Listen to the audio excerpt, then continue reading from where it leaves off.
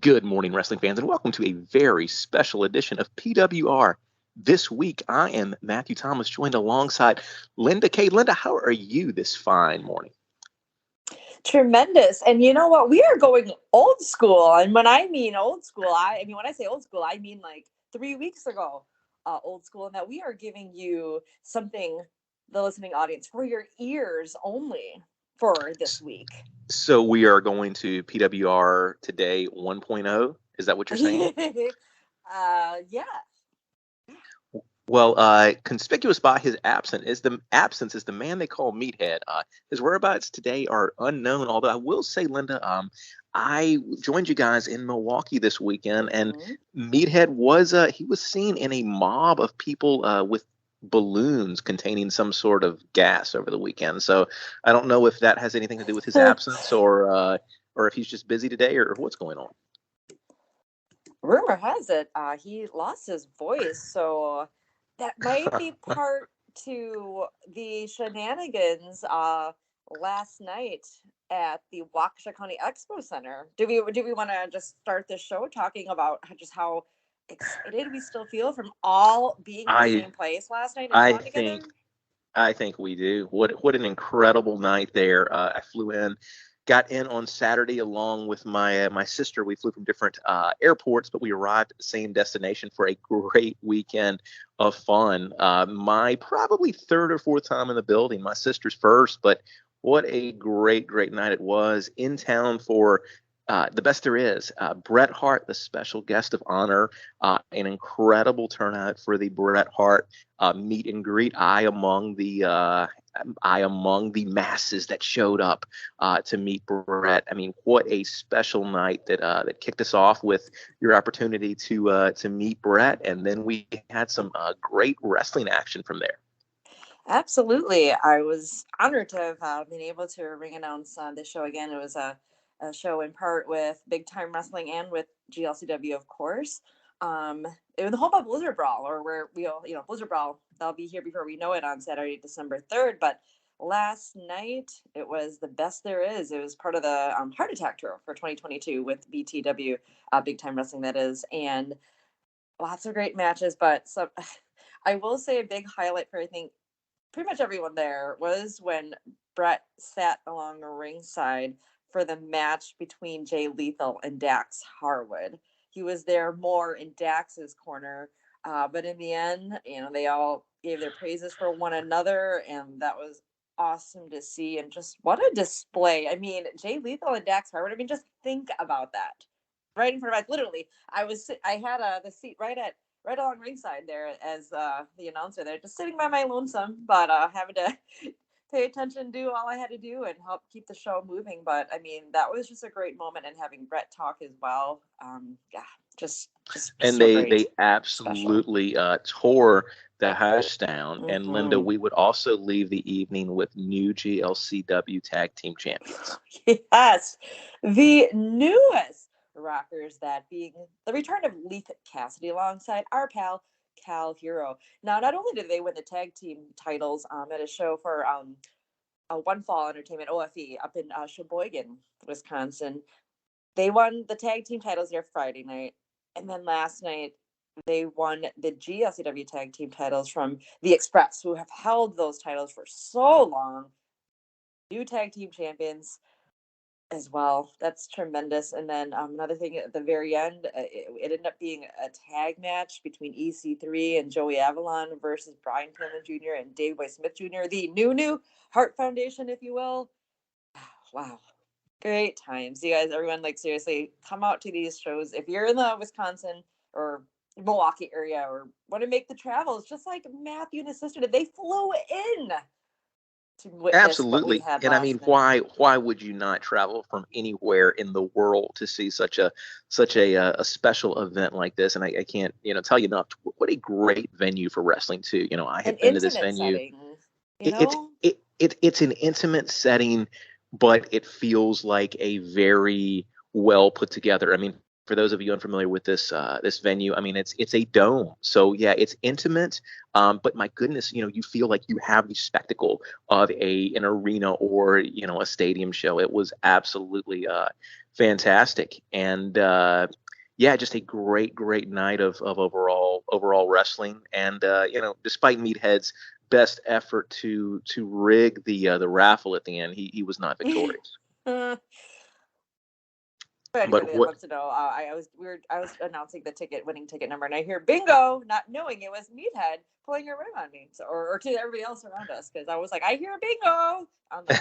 Ha ha ha, Meathead. Little did you know, Meathead was just playing his little bingo game on his phone. So just something completely different, completely unrelated. But as you would expect for an evening like last night, there was a lot of New Rockers merchandise, but there was also a lot of collar and elbow brand apparel at the venue as well, Linda. And if our listeners would like to acquire some of that, how would they go about procuring such merchandise?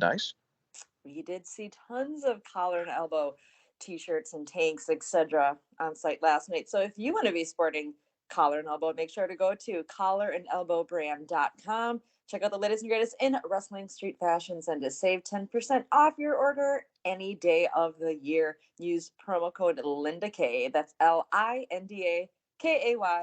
And might I also add, I was also sporting before during the meet and greets, prowrestlinginsurance.com t-shirt. So, we are approaching open enrollment season. ProWrestlingInsurance.com has affordable supplemental coverage, not just for pro wrestlers, but for everybody. Make sure to go to ProWrestlingInsurance.com, seek out Chris, and check that out. Absolutely. We also had an action-packed week of wrestling in the overall world of professional wrestling, kicking us off on last Monday night with one of the best openings to a Raw that I have seen in years. What an absolute hot open. I think we actually opened with Lashley in ring. And Linda, let me just touch on this. Since we have got this new era of WWE, one thing that I love so much about Raw now, we don't have the heel or the face or whoever coming up every single week with the welcome to Monday Night Raw with the greeting. We vary the opens, and my goodness, we opened hot last Monday. We had Brock Lesnar coming out, answering Bobby Lashley, and my goodness, these two behemoths brawled all over the arena in just an absolute display with Bobby Lashley looking strong and getting the upper hand on Brock Lesnar. Yes, it's exciting to see. I know we've had interaction between Bobby and Brock somewhat recently, but we're gonna get that one-on-one match with all this heat behind it. Given just what we've seen the past 2 weeks, we're gonna get it at Crown Jewel, and that's definitely one I'm looking forward to. I think this is gonna be very physical. I mean, it already is. Man. That's an exciting match to see coming up on the next premium live event. Yeah, and Linda, we got it earlier this year, but it felt rushed. It was part of a larger storyline with the title, and we finally got the Brock and Bobby, but it was not featured like I really always wanted it to be. I feel like here we are getting it featured, and the roles are reversed a little bit. I mean, we have got a strong face in Bobby Lashley right now, and I think it's a different dynamic, and we've got a little more time to let it breathe and kind of let it simmer. We were really bookended Monday night with two really solid feuds, the Lesnar and Lashley that we talked about just a second ago, but also too something new in the works. It looks like Seth Rollins' newest contender for that United States title is going to be a guy that there's been a big groundswell of support recently. Mustafa Ali was actually we saw the program kind of develop during the show, and we saw that actually closed the show as well too after Seth Rollins defeated Matt Riddle. But Linda, your thoughts on going into this Ali Rollins program? I love it. I mean, pretty matched evenly in size for the most part. And just since Ali's return, he's gotten the push, but just not quite enough oomph, if you will, to really display, what he can do, what he's done. But he's getting that chance right now in a feud with Seth friggin' Rollins. That is huge. And for those who may not know too much about Ali's background, I mean, he's been wrestling many, many years. He's been with WB many, many years as well. And now let's, get him in a role where it's a singles push. And as a baby face against a dastardly heel, I think this is something that we are being given that we didn't know we wanted so much. And I like the effect of featuring that U.S. title last. I mean, you've got your undisputed title over on SmackDown. Raw, 3 hours of TV each week with, not having your major title. Roman's has both titles. So I think what we saw Monday was a really interesting formula where you've got the special event featured in Lashley and Lesnar, but you've also got that U.S. title, feeling important there. So I'd like to see them keep, continued focus on, on those titles like that to really make them feel important. We would also kind of sandwich in the middle of our wrestling talk right here with our Dynamite review on Wednesday, a very scary night last Wednesday. Dynamite put on a great show. My goodness, I want to say as we kind of run down this really quick, give me more Dalton Castle. Yes. That was just absolutely this guy, feature him as prominently as you can feature him. That was the Castle Jericho match was outstanding. I think we need more of him on our TV on a weekly basis, Linda. Absolutely. I mean, we saw just a taste of Dalton Castle and the boys months ago when ROH started getting some presentation on AEW television, but seeing just more, I mean, not just the boys, but the whole peacock flock, I think is the term, maybe close to that. And I know of that because I did do that show in Indiana last month where I did get to meet Dalton, and we had some of the boys, or the peacock flock. It wasn't the boys. It was a peacock flock. I think that's close to the wording. But just getting to see him going one-on-one with Chris Jericho. Now, number one, I know this is the Ocho Jericho that we got, but just pitting the two of them against one another. Think about just the presentation, the attire, the bright lights, the glitter. Just think about that of or previous versions or resurrections of Chris Jericho, and putting this against Dalton Castle. I mean, that this was something I truly enjoyed as well. I knew it'd be physical, and I really enjoyed them giving us more background on Dalton Castle about how he was once the ROH champion, but also that he had a broken back. Believe is what they said when he defended. So I didn't know that. So that was very interesting to hear. And they've explained why, that big brace on his back, his lower back as well, is due to that. But man, just incredible to see that. And I agree. Let's get some more Dalton Castle on our TVs. I almost said TV sets because it's still a TV, but TV set makes me think of more of what I grew up with, an actual TV. They need to make a comeback. I mean, I will say in your typical TV set, where you didn't have the flat screen, where you had the big box and the big tube, like you felt like magic happened in there. Like I feel like the curtain's been pulled back a little bit on these new models because you don't feel like people live in there anymore. Like when you had a big floor model or something, you could just pretend the wrestlers just lived inside of your TV, Linda. Yeah, I'm just getting a flashback of all the times I moved in the years of carrying my 27-inch TV. That was kind of a feat for me.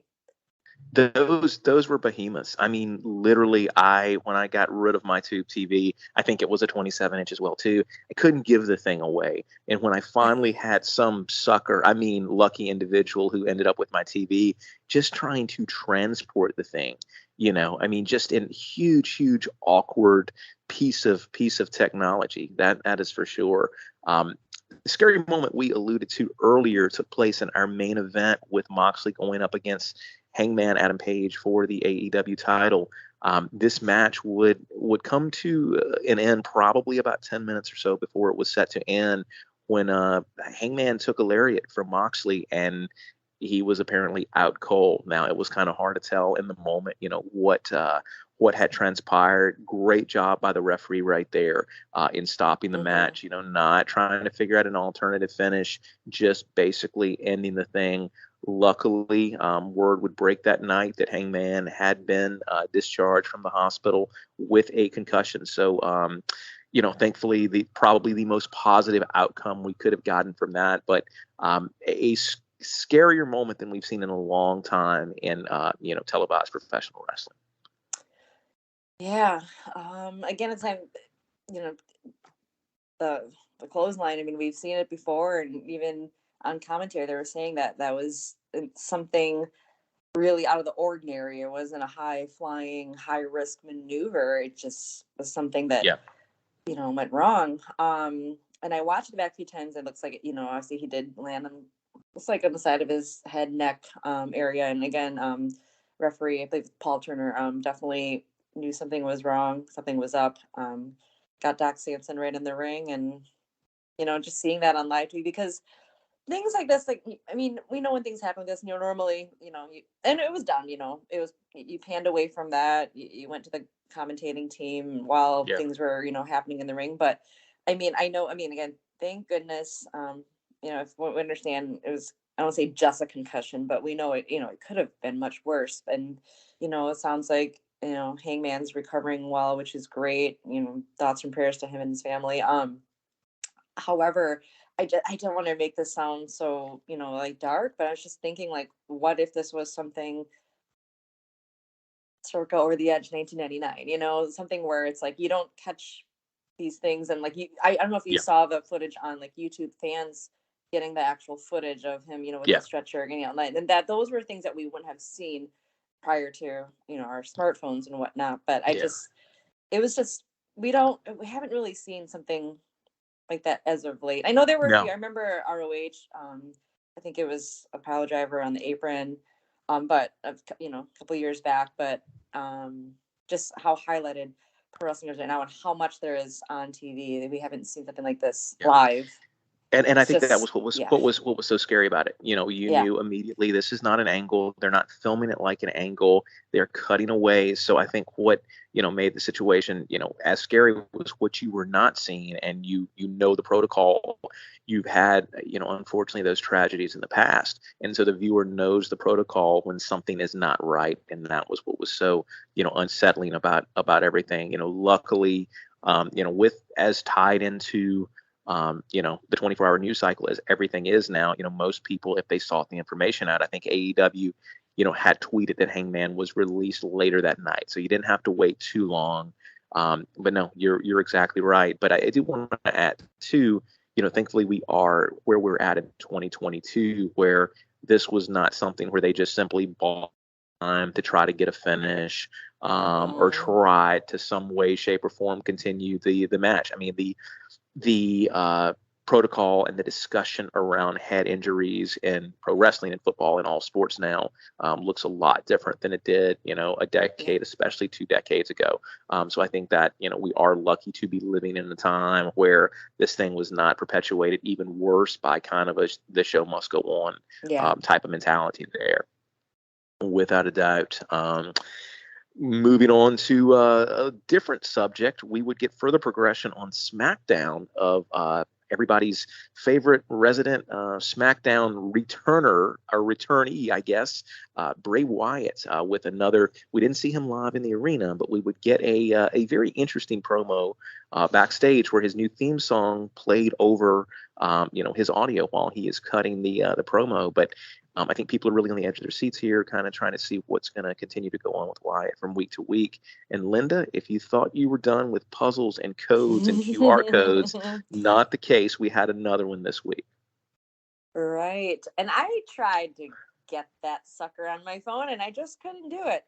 However, this just continues, and that intrigue is still there, yes. But it's just crazy, because we had the whole White Rabbit thing. Okay, it was Bray Wyatt, but now he's a good guy, and now there's this bad guy that's evil, and it's just interesting because I'm trying to figure this out, and my guess right now is this other. I don't even know if it's a person. This other creature, monster, is what Bray Wyatt was. Mm-hmm. Upon his departure prior to, and not necessarily the fiend, but just the evil, the powers, because we are getting this other Bray Wyatt right now, that there's something with his soul, if you will, that this other person has captured, and it is still a mystery. I haven't heard of any other songs being played at house shows or something along those lines, but yeah, we did get that QR code, which continues on with the mystery here. Absolutely, and I think that's what's so cool about this is you don't really know where it's going. It's not super predictable. It's a very, very intriguing angle that WWE continues to roll out. Also, on the subject of intriguing, we had Halloween Havoc on Saturday night Yeah. with a very it was a very I don't say this necessarily in a negative way, but I mean it was a gimmick filled show. It felt like a traditional Halloween Havoc. We the big takeaway, we still have the retaining NXT champion Braun Breaker coming out on top over Dragunov and JD McDonough in an outstanding match. I was very intrigued about where they were going to go in this direction because NXT UK is no more, and we are trying to make it seems like a little bit of a transition back to the regular NXT brand. Now, to me, if there's anybody that is synonymous with NXT 2.0, it is Braun Breaker. He was in the cold open to the very first NXT 2.0 show.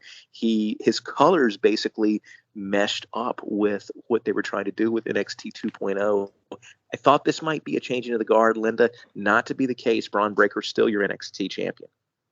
Yeah, I wasn't quite sure as well. I do feel, unless he came out in a black and gold singlet, that perhaps this would Yeah. be a passing of the guard. However, I for him to lose the NXT title, I feel that it would be against someone who has been on NXT 2.0 from the start as him, or somebody from the main roster, kind of like with Dolph Ziggler, that whole type of angle where he would lose the NXT title. But I think a highlight of that triple threat match was indeed Dragunov and McDonough, and just seeing the two of them because and they've made it clear they have their history from NXT UK.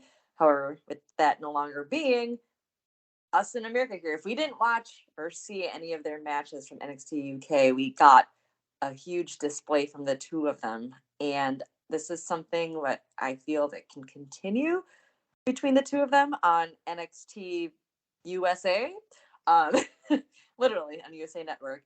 And if the title was going to change hands, it would be to another competitor. Although there were lots of near falls, and that was a huge, huge way to wrap the show. But to your point of it, Halloween Havoc being very gimmicky, I enjoyed every moment of it. Every moment of it, excuse me. Yeah. I watched each match intently. Just so much. I mean, so much shown. They really showcase how these talents just have grown just within the past year, past couple of months.